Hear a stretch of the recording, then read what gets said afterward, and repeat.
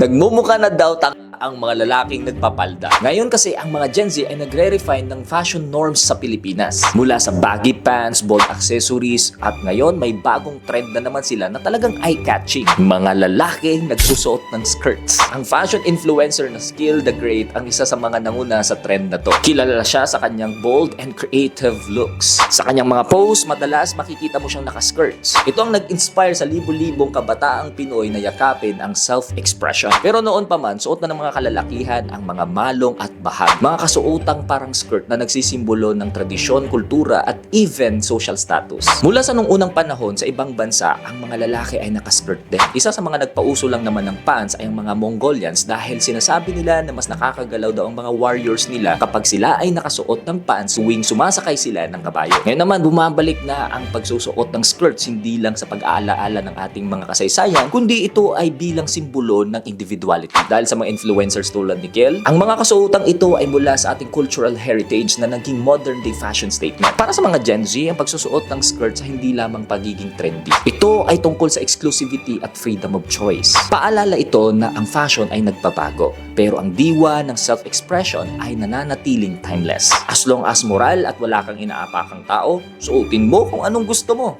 Well, just a friendly reminder.